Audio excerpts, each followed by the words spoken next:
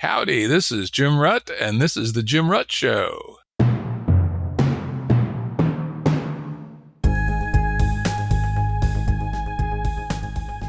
Listeners have asked us to provide pointers to some of the resources we talk about on the show.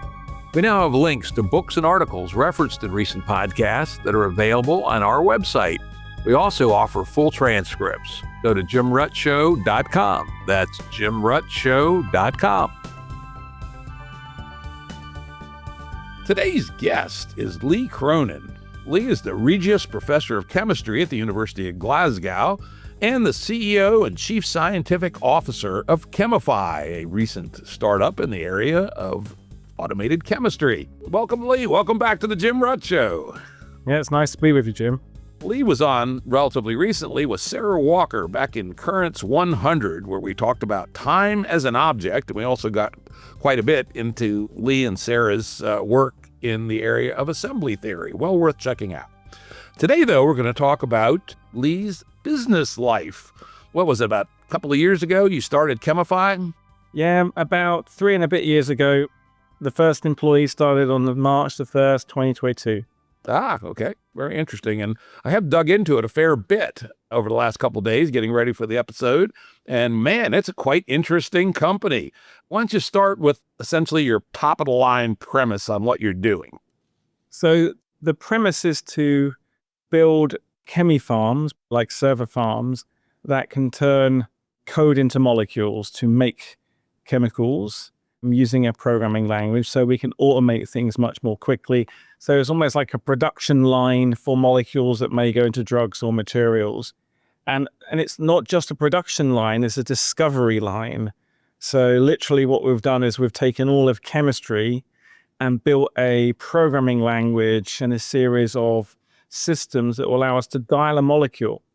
And so our customers come to us and say, hey, can you make us molecules for this protein target, or that are this color, or have this physical property? So Chemify's aim is to be the AWS for chemistry. You come to us with a chemical problem or specification, we will design molecules to it. That's the premise. Now, it's interesting you use that analogy because at least today, as far as I've been able to ascertain, your model is not to turn the technology loose to the customer, at least not fully. So that's not really the AWS model. And so far, it looks like you're mostly collaborative, consultative work. Do you intend to actually move in that direction of being a full by the cycle stack for chemical discovery and synthesis? Yeah, no, I would say we are AWS. You think about AWS. AWS is a cloud where you basically deploy your data on that cloud and you buy the services and it works. What's the analogy with Chemify? Well, we have our cloud, rather than being disks in a warehouse, is chemical robots in a warehouse. And so then you basically tell us about the molecules you want and we instantiate those molecules and can make them. And there's reasons for doing it all, within our kind of infrastructure, simply because we provide security, safety, and reliability.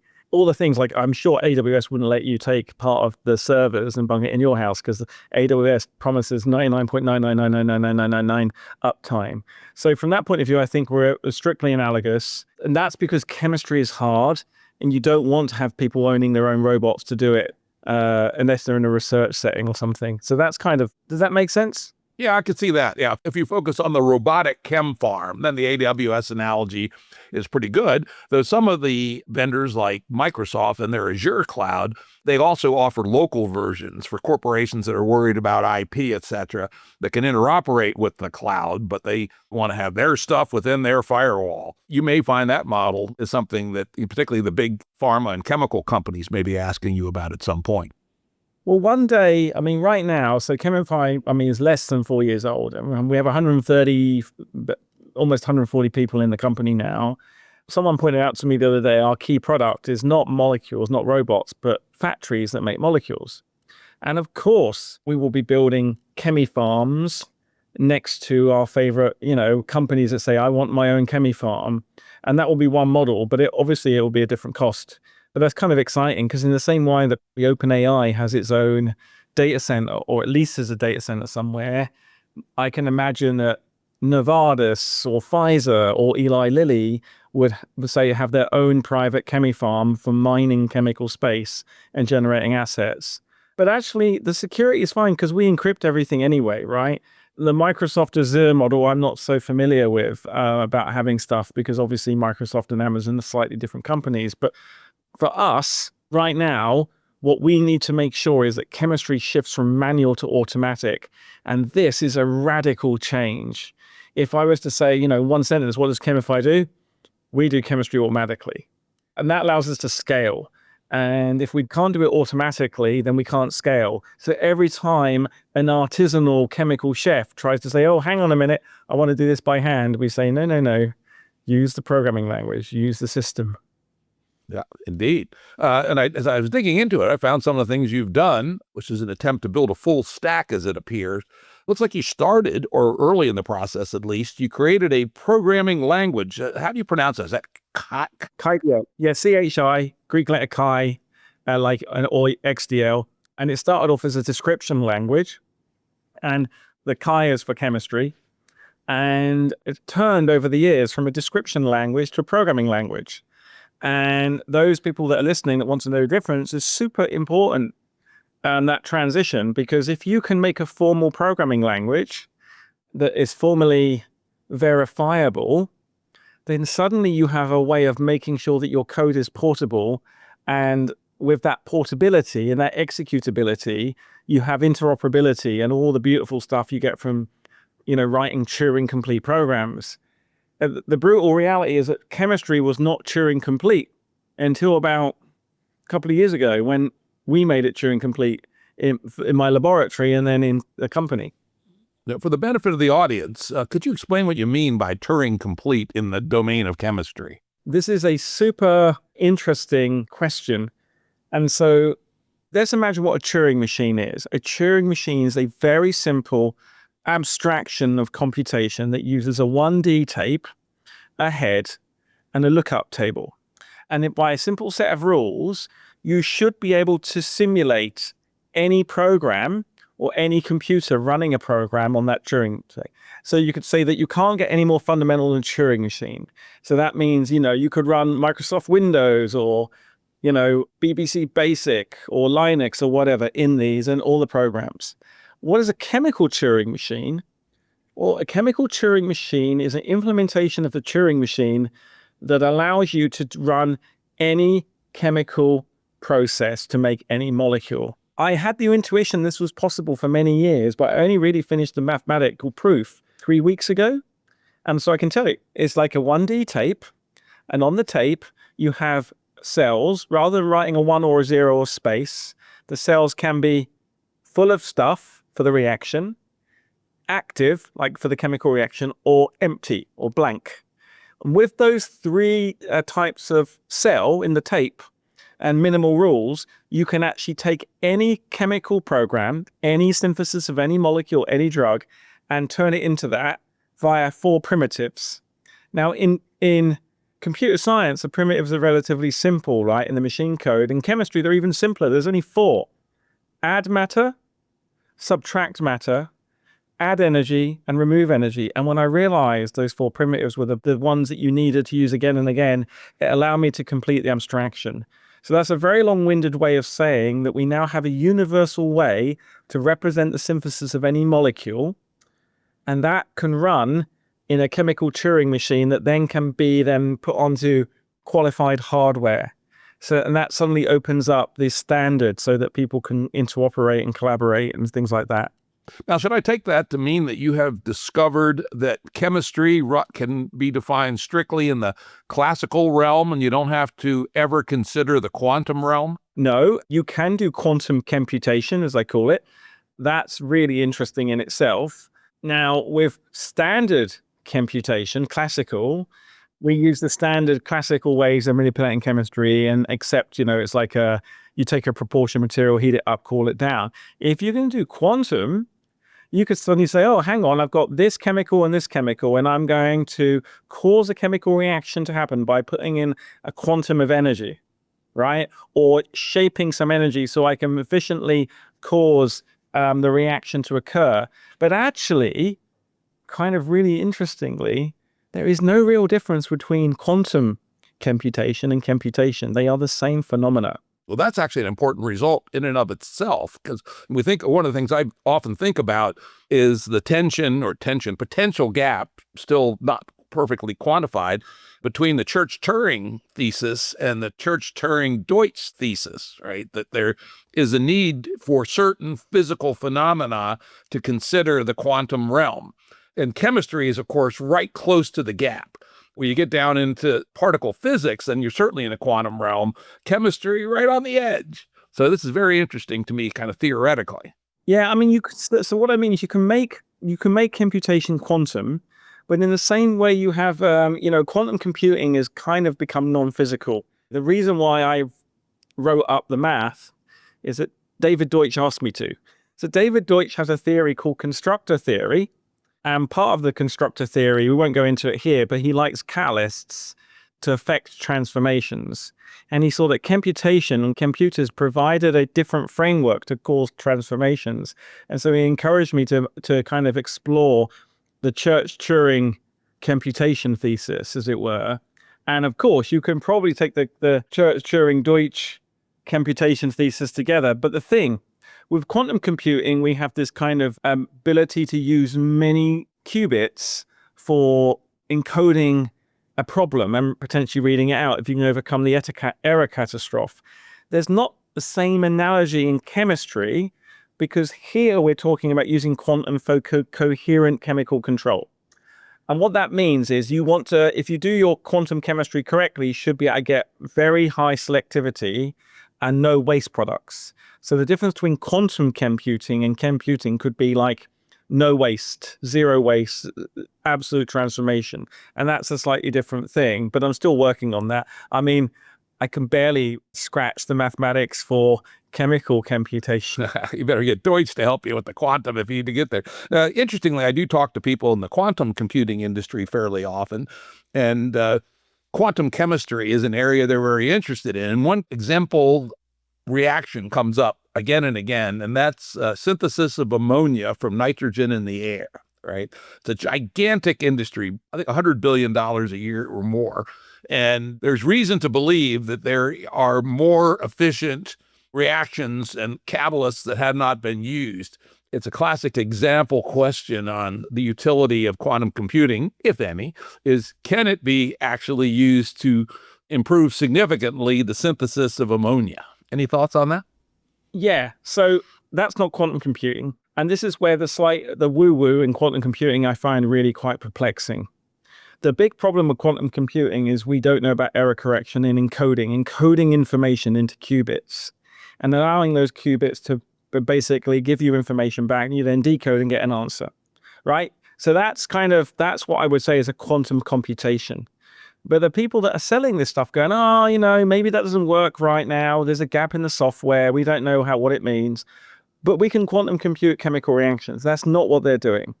What they're actually doing is taking quantum simulators to solve the problem of nitrogen and hydrogen to ammonia. You do quantum theory, and you look at what's called the transition state to put the hydrogen on and see how you can lower the energy. And that is a quantum simulation. That can be done classically.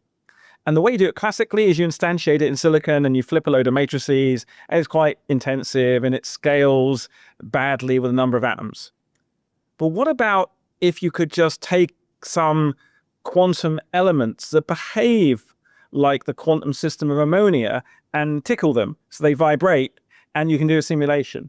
And so I would call that some kind of quantum simulation, but I can do that all the time without a quantum computer.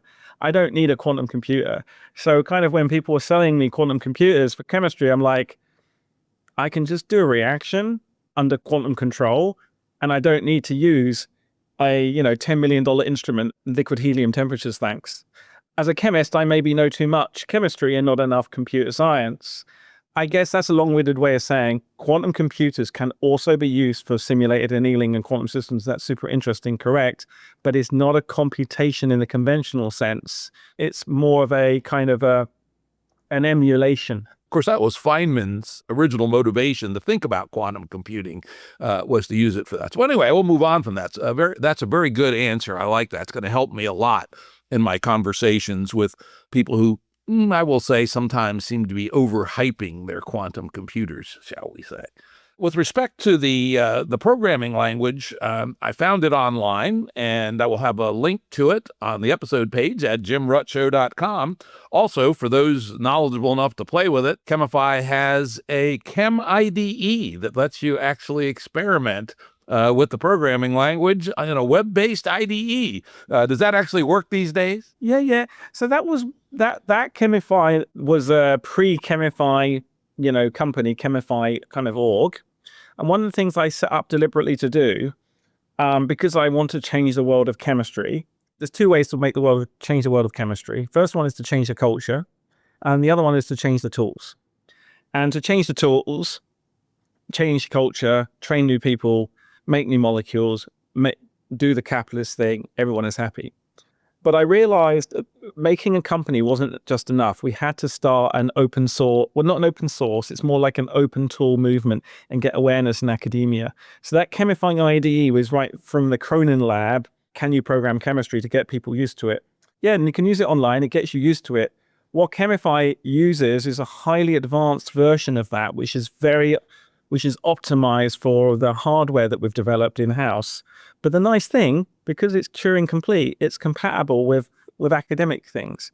One of the things I've always got is I've got this conflict, right, between trying to make sure we get to generate a proprietary chemifarm that can work fast and making sure that academia and society as a whole can benefit from this.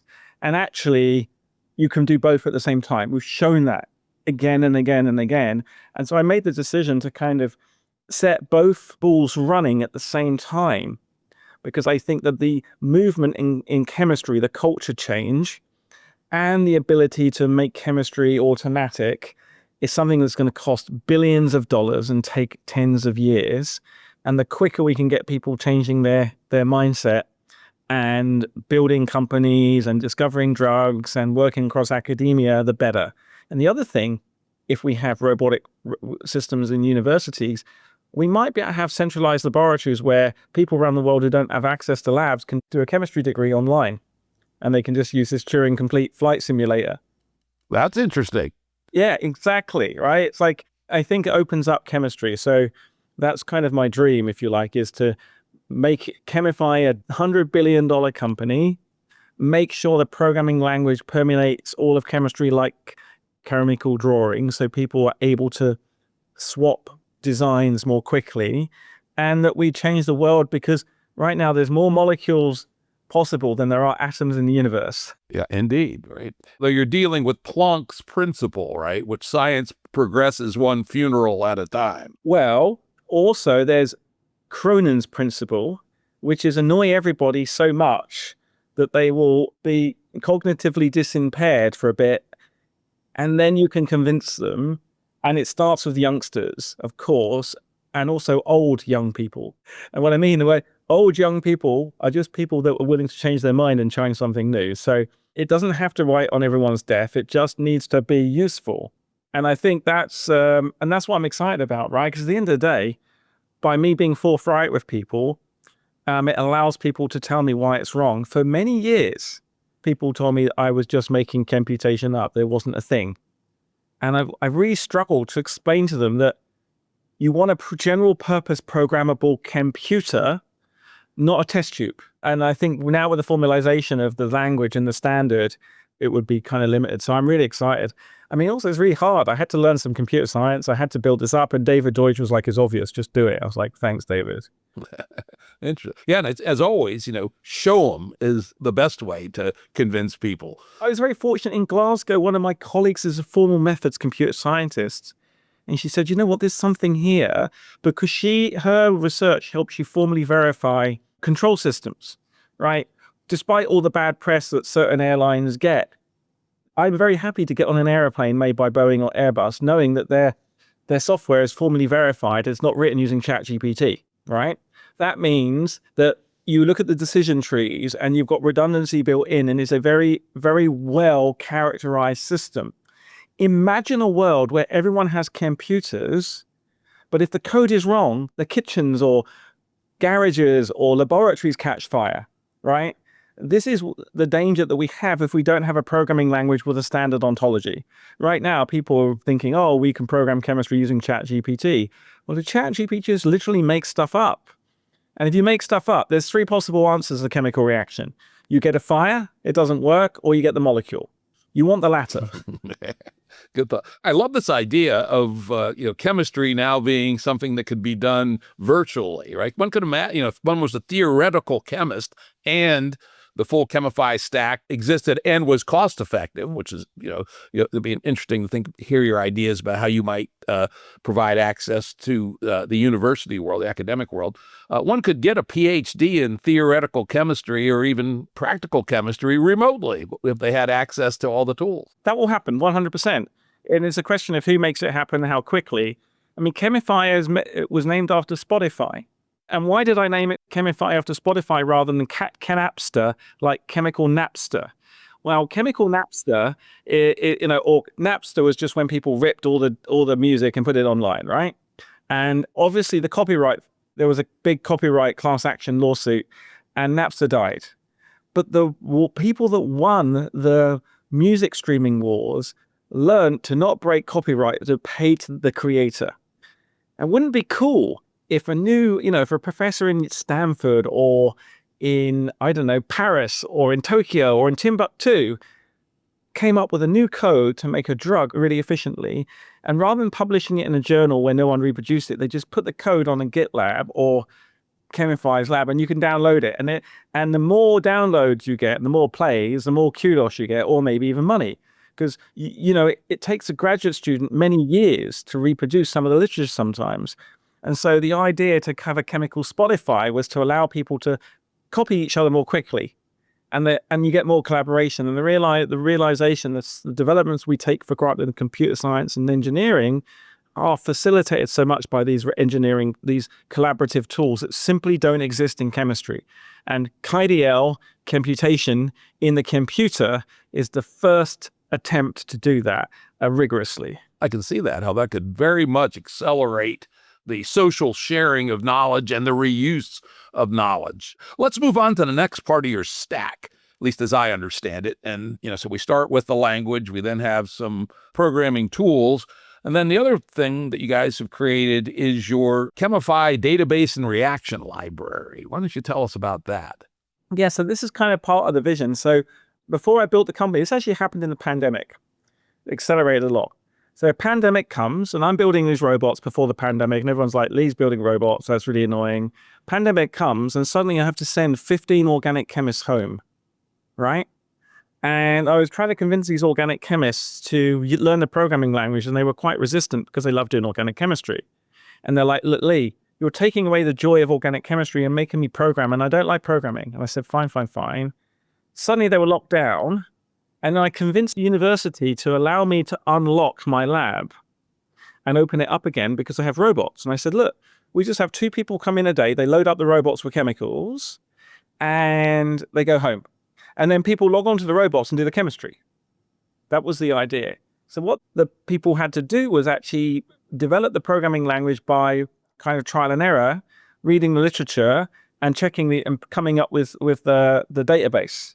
And so the idea would be we take some molecules that are well known but hard to make, because you want to convince the naysayers, put them in the robots via the program, run the robot, and check that the molecule you got out is what you expect. So you have this kind of KDL entry you put in the database, you then run it, and then at the end you get an outcome, and you put that outcome in the database, and there's a version. Now let's say you only get a 20% yield, and it's a pretty poor quality, like impure.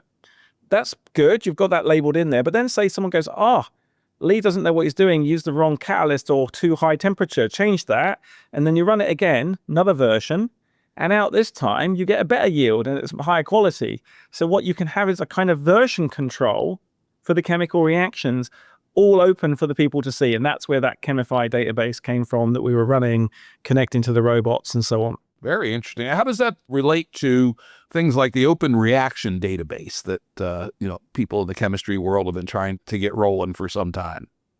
So I know the ORD very well, actually, and there is a secret website that I have let's see if it still works, called Syntex. Syntex, syn-text.com. And it actually interfaces ORD to KDL. So those geeks who are listening, go there and have a play. Now, ORD is a manually curated database of manual chemical reactions. And they should be slightly higher quality than the average. And so what we did is used a lot of the ORD data to build code that we put in the robots.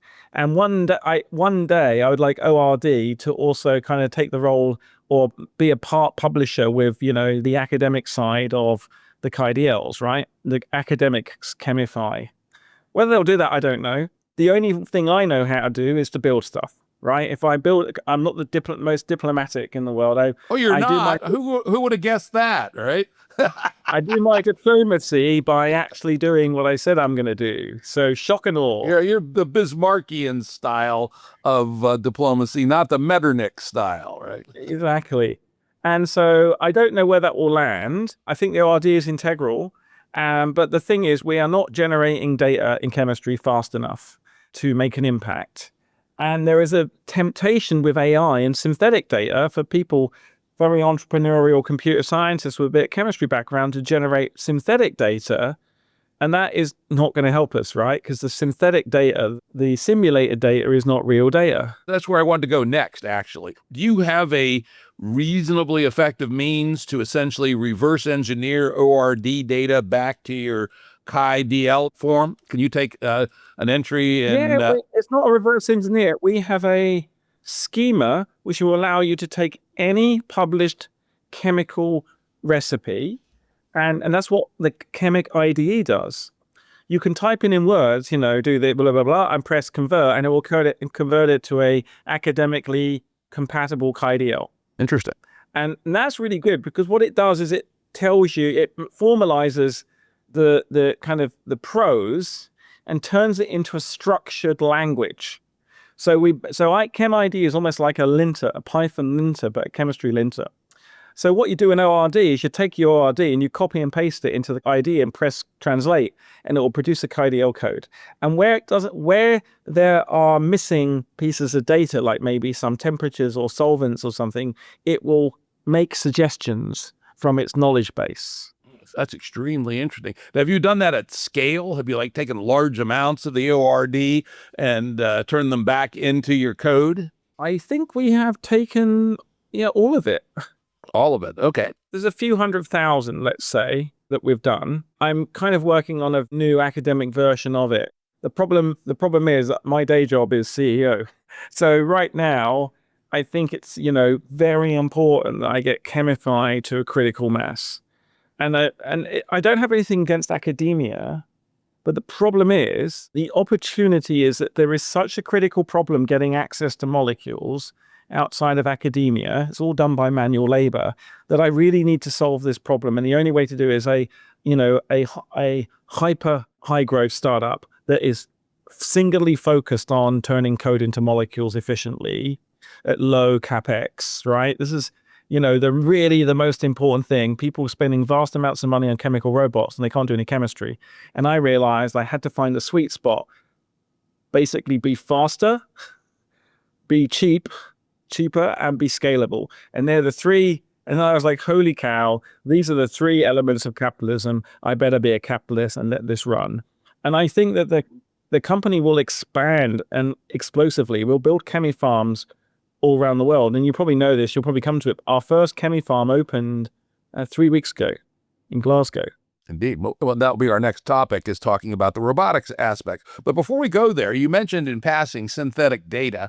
And one of the things that raises is, rather than always having to use even the chemifarm to produce the molecule, where does the world of chemical simulators sit these days with respect to be able to have a faster loop of going from code to simulation? I asked that as I was involved with 2 startups, both of which were successful, that use simulators in the loops, machine learning and genetic programming to optimize analog circuit design. The whole reason that the business worked is there's a very high fidelity, reasonably efficient, that we had to build our own vast data centers of analog circuit simulators. Are there simulators yet in chemistry and organic chemistry in particular good enough that there are domains where simulator in the loop may actually be a useful step in the process? So the quick answer is no, they should be. And that's because chemistry is very analog and the data is pretty bad. But that's one of the things that Chemify is going to do. You know what? There's a finite number of reactions and finite number of building blocks. And once we've done those, or a finite number of reaction classes rather, and building blocks, and once we've done those, and we go to a certain depth of chemical space, we'll be able to validate the simulation of that chemical space. So say do the first 10 to the 20 molecules. That event is not very far away from Chemify. Arguably, Chemify's current simulatable chemical space where, and I'll come back to what we mean, what is computational chemical space, right? Computational chemical space means the molecules in that space can be encoded and you have a very high chance, if not certainty, of being able to make them in the lab for real. I'll say that last sentence again, to make them in the lab for real. The problem with all other chemical simulators is you cannot make the molecule that you simulate in principle because you don't know the route. And what Chemify does is we have some secret way, it's not that secret, you can work it out, of making sure the molecules we invent, we can make. And that is what is going to enable us to really be very successful very quickly. And that capability doesn't exist yet. And once we have enough of that, exactly what you've got in semiconductors right now, the ability to simulate circuits, to basically design things. Hell, I'll be able to design a molecule, right, that I think will, bind to a protein and be a drug. And I can do it a zillion times. I'll then take these as assets and encrypt them, maybe make a chem coin, like a Bitcoin, and put it in a ledger somewhere. And then when someone gets around to making it, we can test it. And then I own part of the asset, and so does the person who's tested it. It's a way of making an NFT for molecules. Don't do that. Something else in that line of essentially sharing IP is a good idea. Don't do it as an NFT. Yeah. I mean, what I'm saying here is you want to give creators the ability to fingerprint their work and then enable others to build on it. So you want to create that that ecosystem. So I absolutely will do that, but not today. Okay, good. So I was right that simulation in the loop is an important part of the strategy, but you're not quite there yet. Correct. Okay, and that makes a lot of sense to me. That will make your business even more valuable. And fortunately, or unfortunately, for the world maybe, simulators in the loop can be kept as trade secrets, if not patentable. So there's some business opportunities there for sure. Though on the other hand, if you want to do good for the world, putting the simulator out into the world would do a hell of a lot of good. I think having the simulator out there is the way forward, right? Academia, because there are more molecules possible than there are atoms in the universe, we ain't running out of molecules. And I think that having it out there will allow us to create so much value and more importantly, change the way that, enhance the human condition, cure diseases we never thought we could ever cure. There is an argument to get this right early rather than, because the internet is decaying right now, right? We try to do it right by making sure that all the internet traffic was free and all this stuff, but it's decaying. And I think that it's important that we get these simulators, or at least some prerequisite for them out there, so that academia, open source can use them for good and for evaluating molecules that would never have a chance to be evaluated. Let's be clear. Chemical space, combinatorial chemical space, is bigger than anyone can possibly imagine, and then some. So it makes no sense to keep that technology out secret. You're currently working in the kinds of chemistry that's interesting to pharma and material science, which are medium-sized chains. What about really exotic stuff like nanotechnology, where we actually have molecular machines? Do you see that as being within the scope of what Chemify will be able to address at some point in the reasonable future? I mean, actually, some nanomachines are in reach right now. Just a few months ago, my research group published a paper I can send you it for the show notes, where we used a computer and a KDL to make a molecular machine. So a machine that made a machine. Interesting. So I thought was cool. There are obviously limitations on how big you can make the molecules in the short term, but in principle, because computation automates everything and you have error correction, you should be able to make quite large molecules. I was joking one person say, hell, maybe I can even synthesize you memories. Memories are molecules at the end of the day. What new memories would you like? Interesting. I can see where this touches obviously on assembly theory, right? So in some sense, good old Lee Cronin and his gang are accelerating the advancement of the complexity of the universe at a far faster rate than Ma Nature herself was doing it. I mean, the one that actually, this computation paper that's on the preprint server just now actually uses assembly theory to redefine what a molecule is.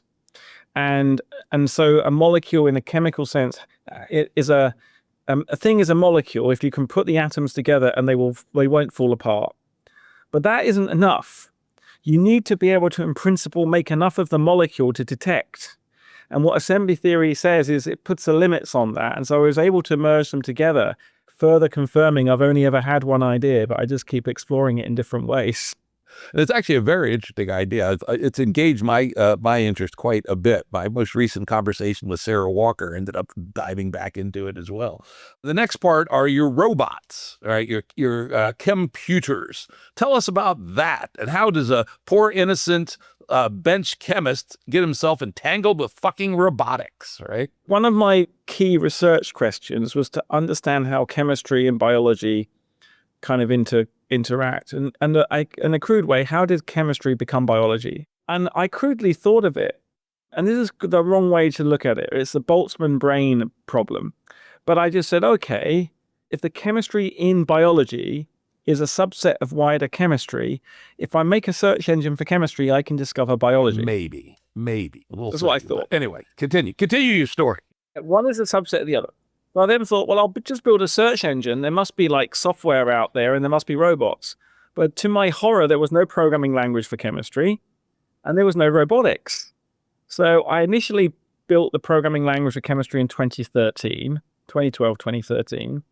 I went to my research group and said, this is something I wrote myself, right, one day, and said, okay. And it wasn't that complicated. Like, it just was literally, it was a glorified, students, can you please do what you've written in your lab books and formalize it? Like, if you're going to add A to B and not B to A, but you're going to use 30 milliliters of solvent, don't use 300 milliliters, don't forget your stuff. Just write it down clearly. And so it's machine readable, blah, blah, blah. But when I took that to the group, they were like so annoyed with it. They were like, why would we program chemistry? We're well trained. We can read our notes and do it. I said, well, what about if we built robots and we had to instruct the robots? And they went, that's cool. And so I started to build these robots, and I used 3D printers architectures because they were cheap microcontrollers. It was possible to start building, architectures and graphs on them. So that's how I started. And I've always been a geek. And the first kind of computer hardware I built in my garage, right, and kind of encoded and built the initial firmware. And then with my team, we kind of put a very basic computer together and showed that we could add 2 solvents together and then add 2 reagents together and then heat it up and do all this stuff. And so that's how it started. And I was able to and it was really exciting because suddenly in the lab, I could bring, wasn't just chemists now, there were computer scientists, engineers, mathematicians, operating system developers, people who were experts in networks. So the group really grew in diversity and interdisciplinarity, which I thought was really awesome. Yeah, maybe you could just give a very high level for the layman and for me as well in this case.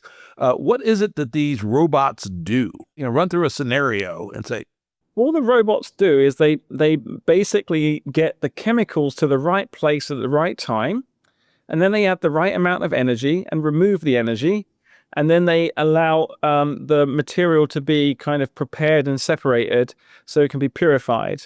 And so if you think of chemistry as a series of steps where you have to make this happen, where you're literally adding reagents together at the right rate, heating it up, cooling it down, doing the separation. That's what the robots do. These robots are a combination of liquid and solid handlers, and they have control systems on them for doing stuff. What we've done is we've made sure the robots are compatible with all the different kind of requirements that chemistry needs, because chemistry, the molecules can be dangerous, they can catch fire, they can, explode. So you want to make sure that everything is well controlled.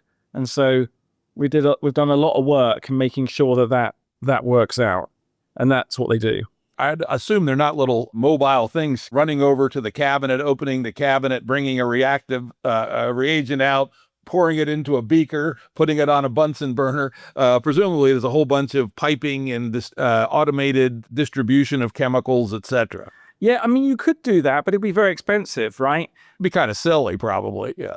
Lots of startups have died trying to do that. And so the real question is actually the robotics is almost a red herring. The robotics are guardrails for making sure your chemical code is reproducible. So put another way, what is the minimum amount of robotics you need to make the chemistry reproducible? And that may or may not be something that my top secret company is trying to do. I got you. I mean, it would make a lot of sense because again, the vision here is a full stack, right? So one thing constrains the other.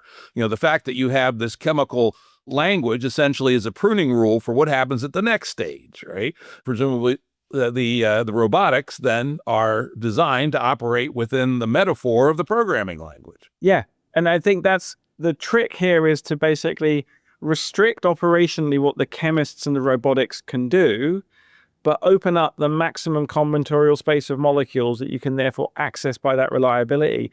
And that is a non-trivial process. And that's one of the reasons why I got so much pushback, because all the chemists said to me, you're just making stuff up. It isn't going to work. My compounds are really complicated. And I was like, well, you are using the laws of physics and laws of chemistry. I'm sure that we can make a compromise. It's a bit like saying, we're not allowed to build the semiconductor industry based on binary. We should use all the different combinations of binary, trinary, whatever. No, let's converge on a standard that can do everything. Let's build a paradigm, let's build a technology, and let's make it reliable. Now let me ask you a geeky question, very analogous to what happens in computer science.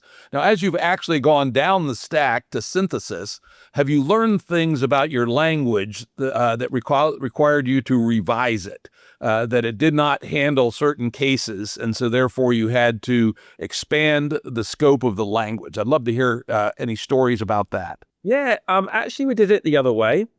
And that I basically said to everyone, because I realized I was an abstraction engineer, and a lot of my team got frustrated because when I was always arguing with them, saying, no, that's not a primitive, this is a primitive. And so to get around that and to inspire everyone to take part, we just took the entire internet of chemistry, if you like, and just coded it all. And then we did it on such a way on a knowledge graph where we looked for common parts and we could remove them out. Because I had assembly theory in my head at the same time, I was able to look for redundancies and reduce and reduce and reduce. And in the first iteration, we got it to 42 primitives. And I was like, 42? Well, that's great if you're the Hitchhiker's Guide, but 42 still seems a lot. And I didn't realize, I did realize that, in chemists, they have lots of different words for, if you want to remove something, you could be drying it. Right? You could be extracting it. You could be doing all this. And actually, it comes down to subtraction of matter. So if you're removing water or drying an organic solvent, you are actually subtracting water from the organic phase. So subtract matter. And there's lots of different, there's a whole multiplicity of terms which means subtracting matter. And so it literally has taken me 10 years, rather embarrassingly, to get from, the entire literature then to 42 primitives, and then about, I think it must have been 6-8 weeks ago where I realized they have four primitives, add matter, subtract matter, add energy, remove energy. And every other action can be put together as a composite of those four things, and that was all we needed. And I was like, holy cow, this really is the transistor for chemistry. It's not quite on and off, but it is. Stuff and no stuff, heat and no heat. I mean, yeah, at the grossest level, but, in actual chemistry as it's practiced, the most important, especially in industry, the most important aspect, at least as I understand it as a layman, is catalysis. How do you capture catalysis in your language? Oh, it's just added as it's just one of the process conditions in the KDL file. So it'll be literally add catalyst. Okay. And because the definition of a catalyst is a thing that accelerates a chemical reaction is unchanged in the process, you can add the catalyst, chemical reaction occurs, and at the end you can remove the catalyst. Okay. How does that help you discover appropriate catalysts? Because again, in industry, for sure, that is one of the key questions: is trying to continually refine your catalyst, either your individual catalyst or your ensemble of catalysts. Well, we can now make a loop. Let's do this properly. Let's pretend we have our catalyst discovery machine computer, and we've got two types of matter we're going to add. We've got matter, which is active matter. We want to add them together and want a reaction to occur. And we've got another type of matter, which is a catalyst matter. So what we do is we have a whole load of pots with different matters, which we think might be catalysts. And we have a whole bunch of pots, which are active matter.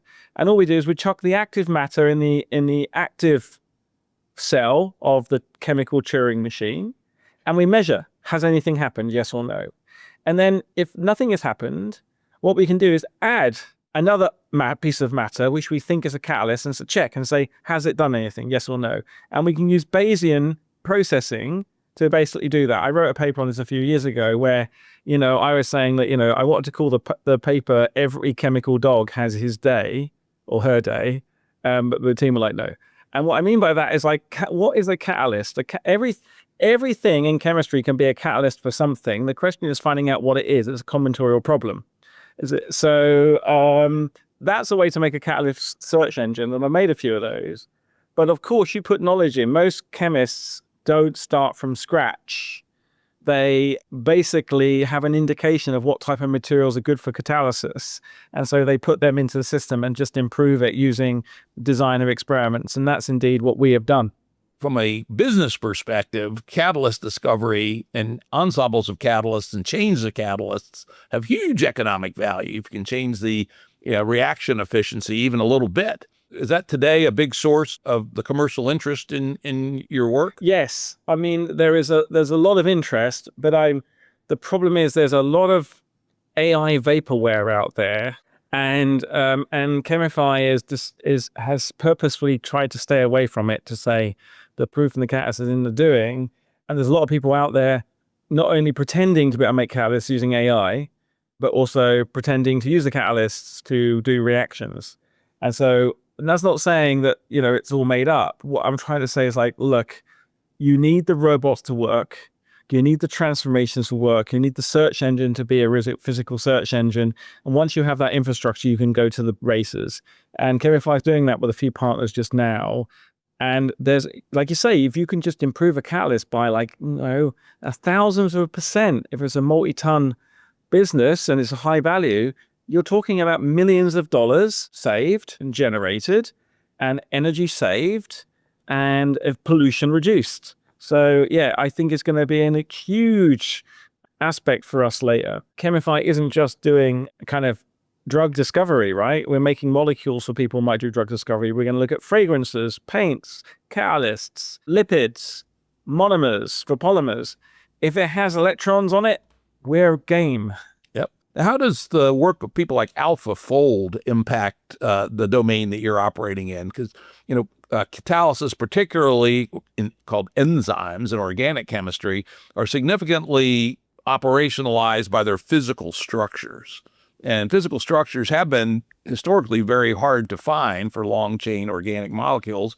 AlphaFold now seems to be able to have substantially moved the goalposts on getting to physical structures from inorganic chemistry. Are you leveraging that, or is that a different domain? So, AlphaFold, we should take a step back. What does AlphaFold do? AlphaFold has taken the corpus of protein sequences of which they've got structures and used machine learning to turn sequence into structure. That works very well when your query is within data set. It doesn't work very well when your query is outside data set. So AlphaFold hasn't actually solved the protein folding problem. What it has done is made an incredible tool to generate new proteins from sequences as long as you understand the domain in which they're working. Now, for catalysis, proteins are great, but they decompose, they're, very fragile. In terms of mass to active ratio, it's quite low because they're quite heavy. But when it comes to generating ligands that might bind to the protein's potential drug discovery targets, AlphaFold will make a significant difference. It won't be the be-all and end-all because it doesn't code for conformation in physics. AlphaFold doesn't understand physics. I don't care what people tell us, they don't. There are rules you can encode in. So that's a very long way of saying, no, AlphaFold hasn't impacted us very much at all, but it is a fantastic machine learning achievement. In fact, one that was fully understandable ahead of time, and that doesn't, I'm not demurring, it's fantastic. What did AlphaFold show? If you have a very good set of data, you can machine learn on it and use it for a great tool. And I think we can use that concept in catalysis. I'm not sure whether we'll be able to make protein catalysts for small molecules simply because, and you may not know this, Jim, but I did my PhD in bioinorganic chemistry where I made protein active site models as catalysts. And of course, when you make an active site catalyst, it's smaller than the protein and it doesn't have the secondary and tertiary features of the protein. The protein is breathing. It's doing other things that evolution has selected for. So cutting corners and removing a lot of the mass out there is non-trivial. It will be possible, I'm sure, to solve that problem, but AlphaFold is not the tool for that problem. Let's now move on to some other issues. What is your business model today, and how do you see your business model unfolding in the future? You give me money, I make you molecules. You give me even more money, I design you molecules. But joking aside, the business model is it depends on the sector, but in general, people will come to us with a problem they want to solve or a space they want to explore. And what we will do is we will design molecules for them, and we might co-evolve, develop assets. So we kind of joint own the assets if there's to share risk and also share upside. And so that's one way of doing it. We're also kind of making a tool that tells you if a molecule is accessible or not, and people will pay to access that. So people pay for the kind of software access. Is this computable? Can I Google it? Can I Chemify it? Right? That's cool. People pay us for molecules, and also people pay us to co-discover assets for them. So, I'd like Chemify to make a new perfume. There's money in that. Like to do drug discovery, there's money in that. Maybe I'd like to make a new OLED pigment, there's money in that, and so on and so forth. And wherever chemistry and functional molecules are needed, Chemify will be there, generating new IP. And I think in the end, our business model will be a combination of kind of annually recurring revenue based upon making molecules, but also IP generation. And as we are let's say we invent a new catalyst for a particular process, we'll do a deal whereby that we get upside from that. The companies are quite amenable to that because they typically choose problems that they wouldn't be able to solve.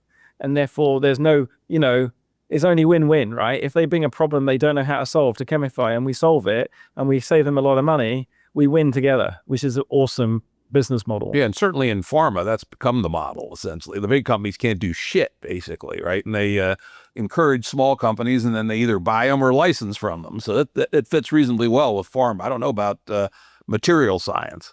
To be honest with you, I'm not a big pharma defender, but some of the pharma companies we've been working with are amazing. They can do a lot of stuff. And also, one of the things that I think is really interesting is the chemists that work at some of these pharma companies are incredibly well versed in the molecular design landscape.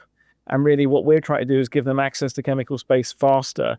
And then they will be able to generate assets. It's not that companies can't do shit. It's that when you're a big company and you've IPO'd, the stock market cycle prevents long-term investment, and molecules take a long time. What Chemify might be able to do is drop down that cycle time much faster. And if we can do that, you'll find that they become much more productive. And that would be amazing. Yeah, we may see a reverse, because it used to be pharma companies mostly develop their own drugs, but they don't anymore. And this could reverse that. I could see that. I strongly believe that will be the case. That's actually worth noting, people out there, for whatever you think about the investment implications thereof.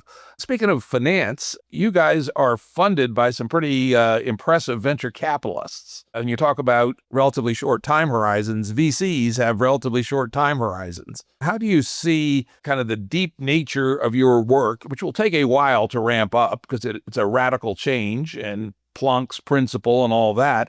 How do you see your business coupling to the financial needs of venture capitalists? That was, for me, a really interesting challenge, right? In that chemistry seems capital intensive, dirty, hard to, kind of operationalize. And the lure of using GPUs and AI, blah, blah, blah. And, maybe I was thinking we could invent a new massive GPU superintelligence chemical brain called ChemGate that would magically produce molecules from the multiverse on demand. And the reality is, like, you need to automate a load of test tubes and you need to basically do a lot of work and get that data. It's not for every venture capitalist, but I was really surprised and excited by the fact that the funders that we worked with, although that they are venture capitalists, they understood that deep tech needed to move into stuff.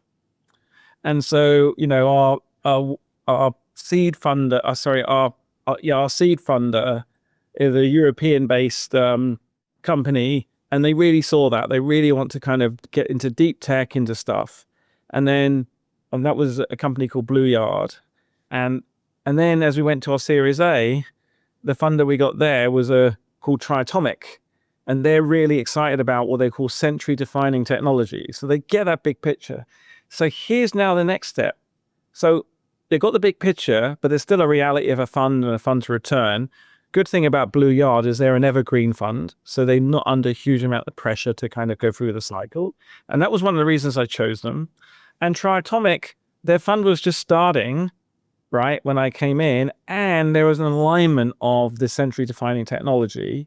And also, I have urgency because if the amount of money it's going to cost to basically build all the infrastructure is going to be billions of dollars in the end, and no one is going to give billions of dollars whilst all the manual chemistry is being done in low cost economy. And so what I had to do is figure out an angle to make it get to cash flow positive within a venture cycle. And that was a challenge I took, because I realized if I could get cash flow positive in a venture cycle, I really was going to change the world. Chemistry is hard. It needs to be means tested under these circumstances. So in a way, the radical success requirements needed for venture was exactly what I needed as a scientist becoming an entrepreneur, becoming a CEO, to force this to reality.